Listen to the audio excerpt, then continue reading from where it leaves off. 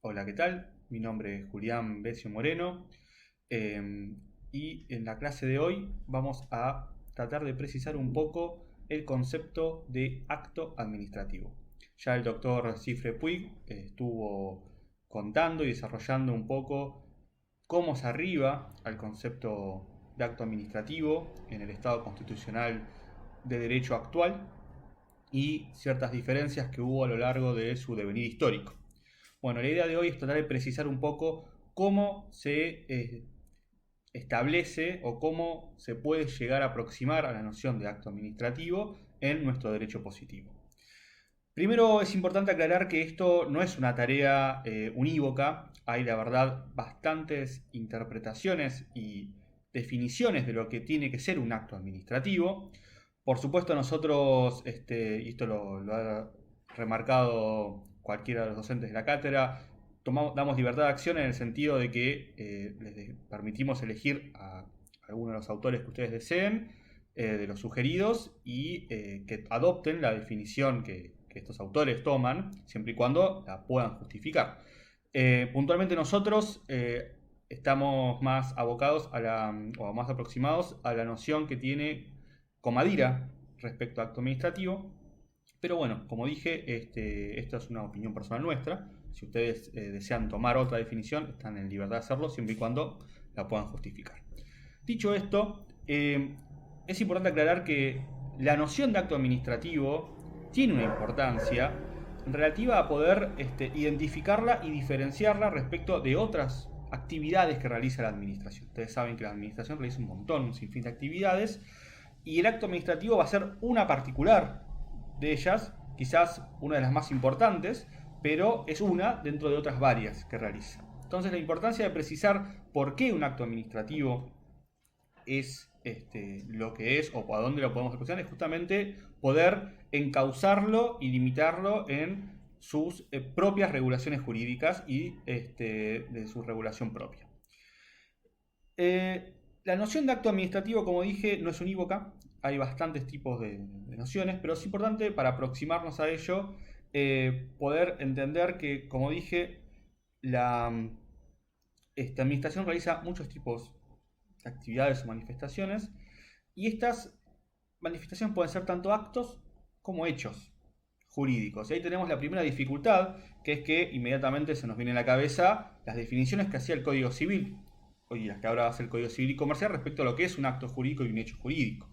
Bueno, recordemos que el Código Civil y Comercial actual, tomando quizás también la misma teoría que establecía el Código de Vélez originario, establece al hecho jurídico como ese hecho modificador, creador, extintor incluso de relaciones jurídicas o de efectos jurídicos, y el acto jurídico sería un subtipo de hecho jurídico puntual, que sería un acto voluntario ilícito, realizado por los humanos. Bueno, estas definiciones son del Código Civil y por tanto del derecho privado, y no se aplican a lo que son las definiciones de lo que es acto o hecho jurídico administrativo, por llamarlo de una manera, y diferenciarlo de lo que hace el derecho público. Entonces es importante diferenciarlos y no tomar estas definiciones que realiza el código para el derecho administrativo. Esto, puedo repetir, seguramente ya lo saben, pero las definiciones y principios propios del derecho público y del derecho administrativo son distintas a las del derecho privado y no se pueden estar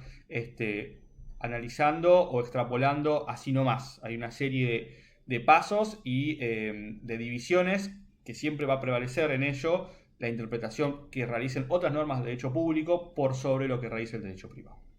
Entonces, habiendo aclarado esta situación de que no son las definiciones del Código Civil, nos queda todavía definir qué es entonces el acto administrativo. Bueno, como dije recién, hay actos y hay hechos que realiza la administración y no necesariamente eso los vuelven actos administrativos. Entonces, también habría que diferenciar cuáles son los hechos administrativos y los actos administrativos. Bueno, los hechos administrativos son, por supuesto, tanto los hechos como los actos pueden ser productores o no de efectos jurídicos. Obviamente de los que no producen efectos jurídicos no nos vamos a estar preocupando, pero sí es importante que tengan la noción de que existen. Y los que sí producen efectos jurídicos pueden ser hechos o actos. Los hechos van a ser comportamientos materiales que realice la administración y los actos van a ser manifestaciones, declaraciones que realice la administración. Entonces, uno es una exteriorización de una idea y el otro va a ser un comportamiento material. Esta distinción es importante. En general, los hechos administrativos, o sea, los comportamientos materiales, van a estar precedidos por un acto administrativo que los vuelva legítimos, y si no lo están, estos hechos administrativos serán considerados como se denominan vías de hecho, que son ilegítimos por no estar sustentados en el ordenamiento jurídico. ¿Cuáles pueden ser ejemplos de estos para que lo puedan diferenciar? Bueno, puede haber un acto administrativo de un municipio que ordene asfaltar una vereda. Bueno, el acto administrativo va a ser la orden de asfaltar y el hecho administrativo va a ser justamente el trabajo de asfaltarlo. Como se ve, esa diferencia se puede reproducir en otros ejemplos.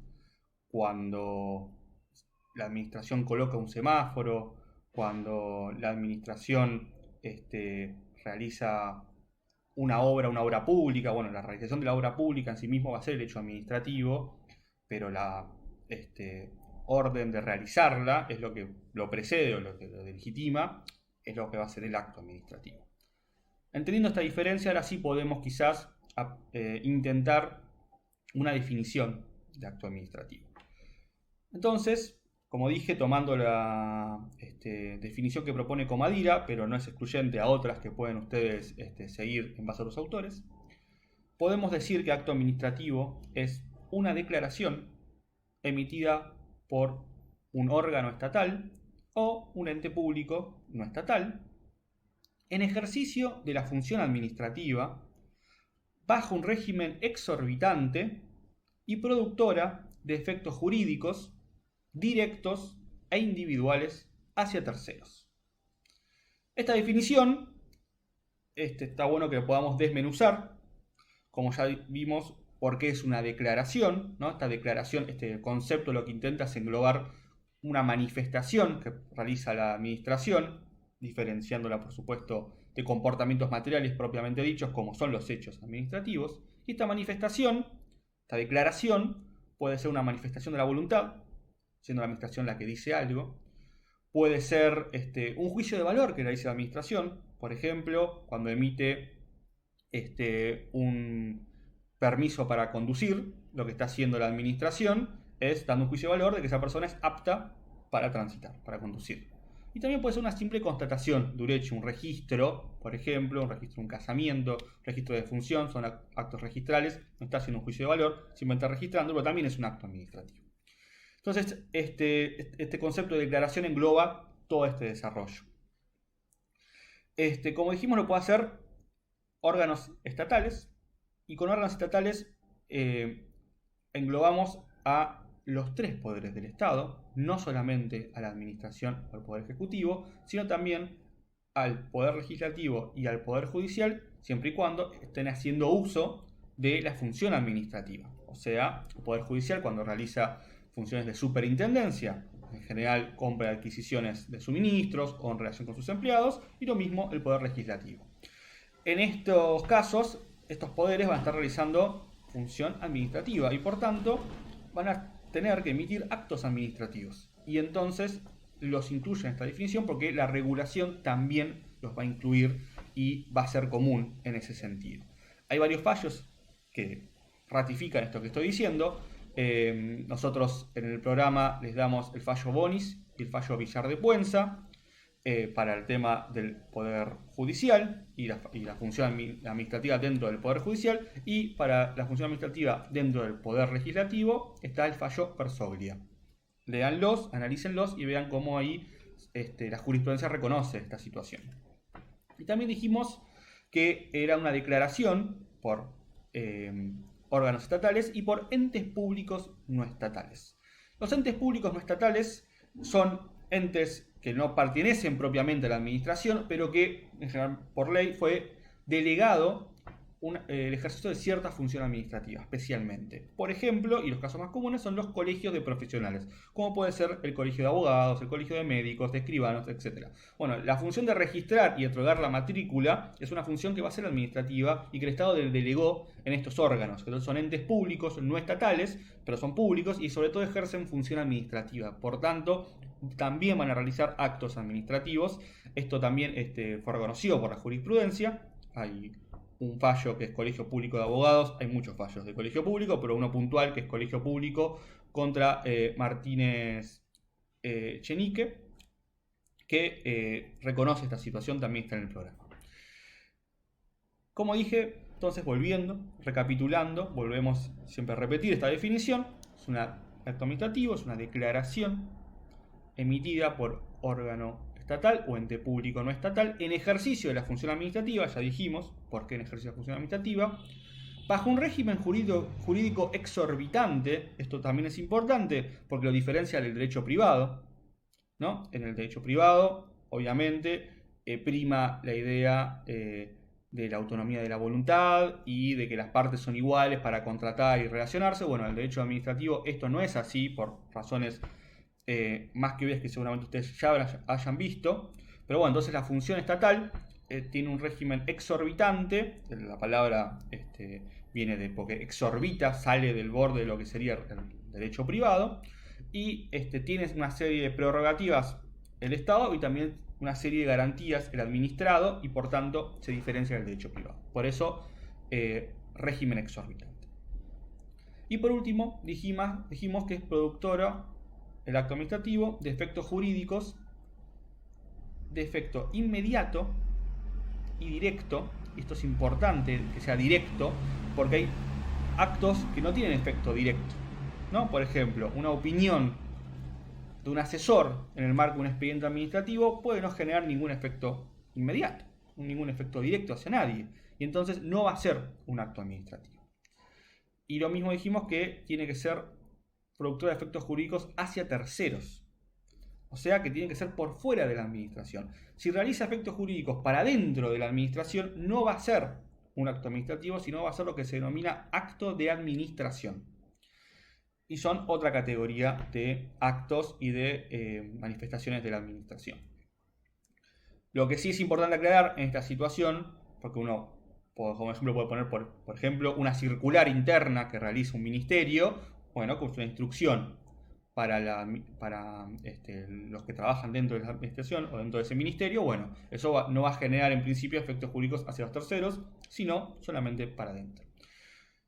Pero cuando se contempla la situación particular de cada empleado público, y esto es una distinción quizás, si no se aclara, puede llevar a error, ahí cuando se analiza la situación puntual de los empleados, por ejemplo en un marco de una sanción administrativa a un empleado, bueno, ahí sí va a ser un acto administrativo porque se lo considera al empleado público como administrado, en este caso, que está siendo sujeto o pasible de una sanción, y entonces va a poder interponer los recursos, y vamos a ver después qué implica esta situación de que sea acto administrativo y qué recursos o qué derechos y obligaciones uno va a poder tener en relación a eso.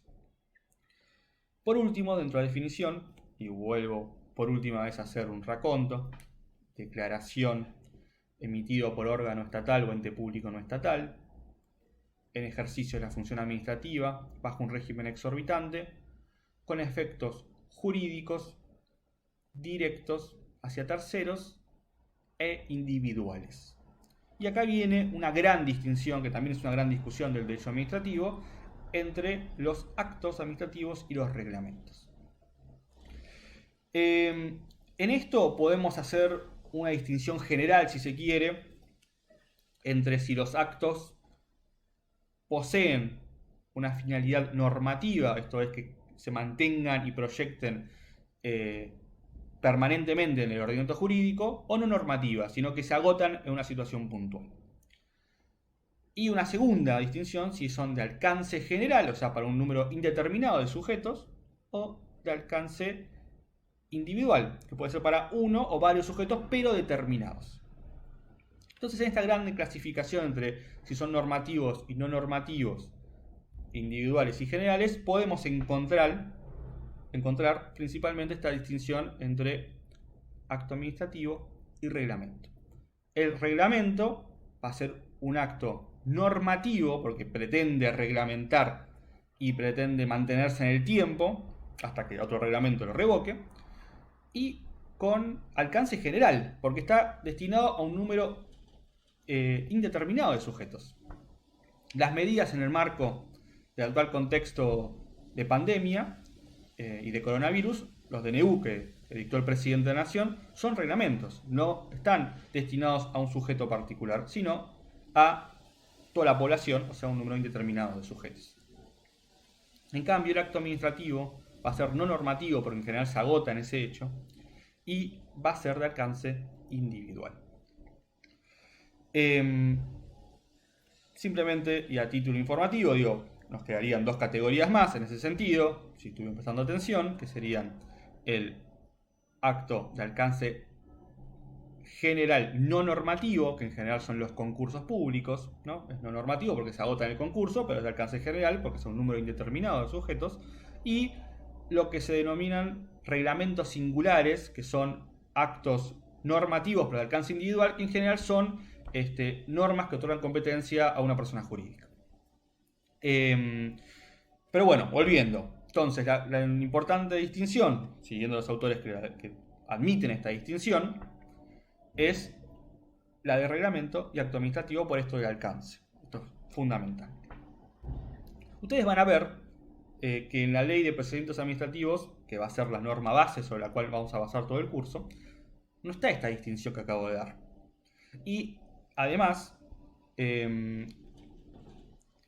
no se genera ninguna diferencia entre reglamentos y actos administrativos. De hecho, son tratados conjuntamente en muchos casos. Bueno, esto está inspirado obviamente en quien fue el ideólogo de la ley de procedimientos administrativos, que fue Marienhof. En su extenso tratado de derecho administrativo, él considera que esta distinción, que todo es acto administrativo y que no hace falta distinguir en el nombre, por supuesto sin la regulación y específicamente lo que es un reglamento y lo que es un acto administrativo propiamente dicho. Pero bueno, no hace esta distinción doctrinaria que igual después la mayoría de la doctrina terminó haciendo y bueno, nosotros reproducimos a través de la doctrina de Comadira. Bueno, espero que les haya quedado claro lo que es la noción de acto administrativo. Ahora tienen que hacer un trabajo práctico que hemos colgado en las pestañas de cada comisión. Obviamente, cualquier duda, cualquier pregunta, vean los textos, pregúntenos, están los foros habilitados a tal efecto.